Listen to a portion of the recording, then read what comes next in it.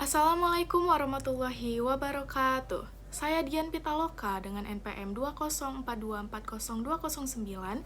Saya akan memaparkan materi yang berjudul Standar Kompetensi Lulusan atau SKL, Standar Isi, serta Zonasi dan Domisili.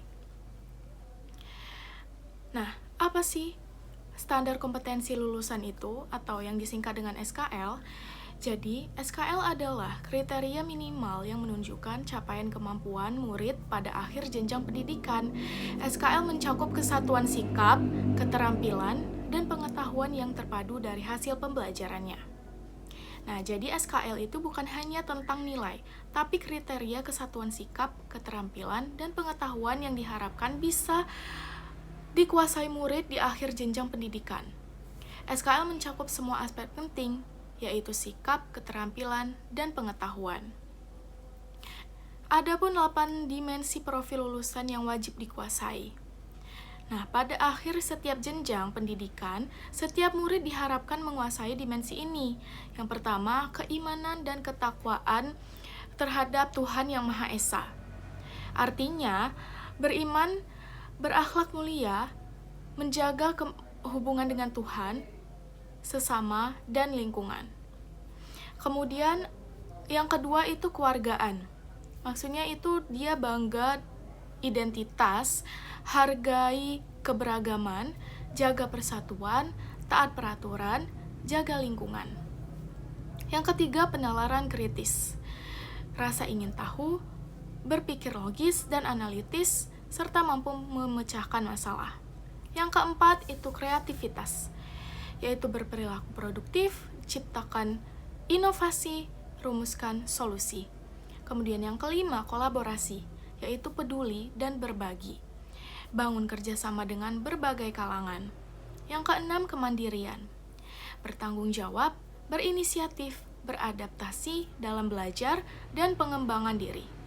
Kemudian yang ketujuh, itu kesehatan, yaitu menjalankan pola hidup bersih dan sehat, kebugaran fisik dan mental, serta kontribusi positif lingkungan. Yang terakhir, komunikasi, yaitu mampu menyimak, membaca, berbicara, dan menulis dengan baik dan benar. Kita masuk ke standar isi.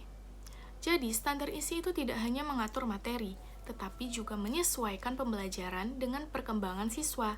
Artinya, setiap materi yang sudah disesuaikan dengan usia, kemampuan berpikir, serta kebutuhan peserta didik sehingga proses belajar menjadi lebih efektif dan tidak terlalu membebani. Selain itu, dalam standar isi terdapat beberapa prinsip penting. Yang pertama adalah relevansi. Maksudnya yaitu materi yang diajarkan harus berkaitan dengan kehidupan sehari-hari agar lebih mudah dipahami dan bermanfaat bagi siswa. Yang kedua adalah konsistensi, artinya materi yang diajarkan harus saling berkaitan antara satu dengan yang lain, sehingga pembelajaran terasa runtut. Dan yang ketiga adalah kecukupan, yaitu materi tidak boleh terlalu sedikit, tetapi juga tidak boleh berlebihan agar siswa tidak merasa kewalahan.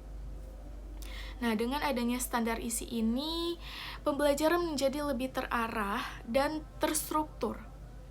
Nah, siswa dapat memahami materi secara bertahap, mulai dari yang sederhana hingga yang lebih kompleks. Selain itu, guru juga lebih mudah dalam merencanakan dan menyampaikan pembelajaran di kelas. Selanjutnya kita masuk ke pembahasan tentang zonasi atau pendalaman zonasi. Perlu kita ketahui, zonasi adalah sistem dalam penerimaan peserta didik baru yang didasarkan pada jarak antara tempat tinggal dengan sekolah. Sistem ini dibuat dengan tujuan untuk mengurangi kesenjangan antara sekolah yang dianggap favorit dan yang tidak favorit atau non-favorit. Melalui zonasi, diharapkan semua sekolah memiliki kualitas yang lebih merata, sehingga tidak ada lagi penumpukan siswa, hanya di sekolah tertentu saja. Selain itu, siswa juga bisa bersekolah lebih dekat dengan tempat tinggalnya, sehingga lebih efisien dari segi waktu dan juga biaya. Namun, dalam pelaksanaannya, sistem zonasi tidak hanya terdiri dari satu jalur saja, ada beberapa jalur yang bisa digunakan. Nah, seperti jalur zonasi berdasarkan jarak, jalur afirmasi untuk siswa dari keluarga kurang mampu, jalur prestasi untuk siswa yang memiliki kemampuan akademik atau non-akademik, serta jalur perpindahan orang tua. Namun, meskipun memiliki tujuan yang baik, sistem zonasi dan domisili juga memiliki beberapa tantangan.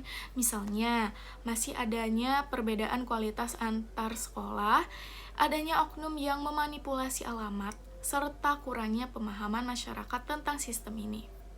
Oleh karena itu, peran domisili menjadi sangat penting.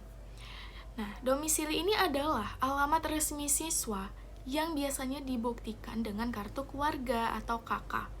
Data ini digunakan untuk memastikan bahwa sistem zonasi berjalan dengan jujur, adil, dan sesuai dengan kondisi sebenarnya.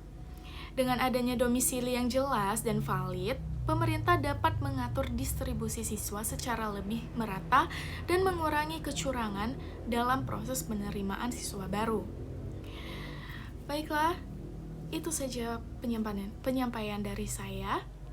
Sebagai kesimpulan, SKL menentukan tujuan lulusan dan kemudian standar isi mengatur pembelajaran, serta zonasi dan domisili memastikan pemerataan pendidikan ketiganya akan saling mendukung untuk menciptakan pendidikan yang adil dan berkualitas. Terima kasih. Wassalamualaikum warahmatullahi wabarakatuh.